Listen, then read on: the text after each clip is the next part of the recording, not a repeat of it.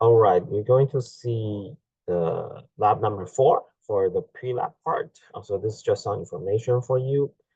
Okay, after you complete part A, all right, this is pretty straightforward. You just need to measure the OC voltage and the SC voltage. Just make sure you have voltmeter here and ammeter here. It's pretty straightforward.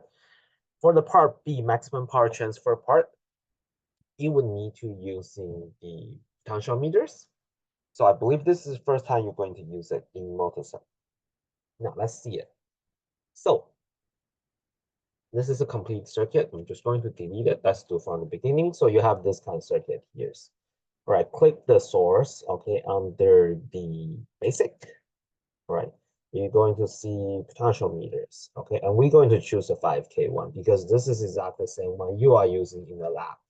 So it will be easier. So just like in lab 1, you're only going to use between 2, 3, or 2, 1, between wherever you want, but one of the node must be pin number 2, okay, the middle one. Now, let's double click it. Okay, we can change the increment to 1% and maybe more accurate. Okay, and then grab a voltmeters. Okay, right, and just measure between these two.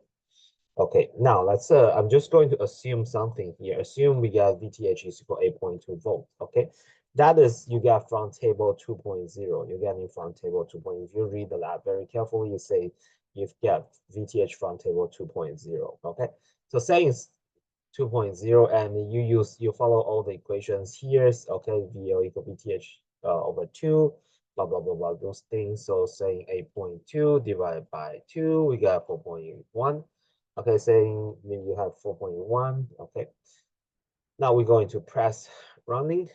Okay, so we can see at the value between the load voltage is 3.15. Okay, so I'm going to press key A. When I press key A, you can see the value keep changing, right? 3.5, and we need 4.1, okay, for this case. Keep pressing it until you see 4.1. All right, so let's keep pressing it. It's very close, 4.0. I'm really close, 4.03, 05, okay, 4.08. Okay, I got 4.11, so it's at 80%. So now let's go 5 times 0.8. So it's equal 4. So I will say, okay, in this case, RL is equal 4K ohms, okay.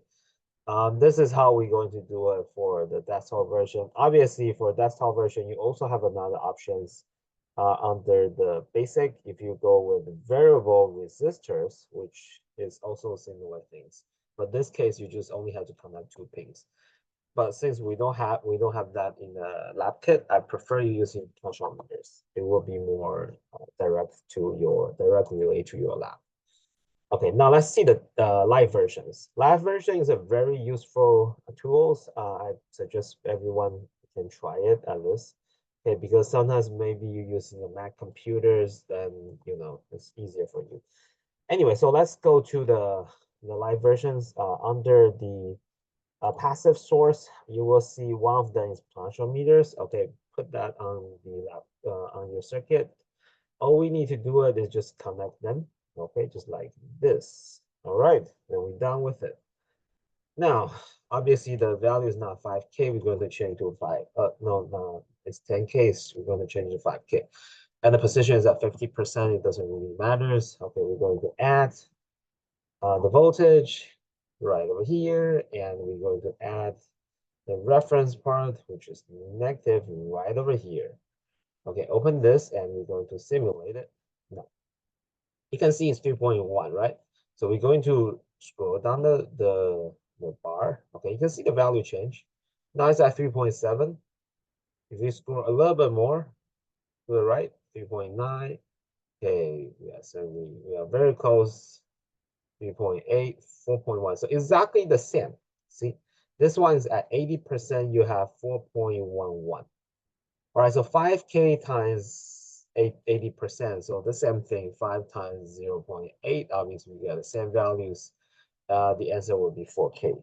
So from both simulations, we have the same results. Okay, so this is how you're going to use potentiometer in the multi-set. I hope that answered everyone's questions. If you have more questions, feel free to let me know it. Good luck on your lab. Thank you.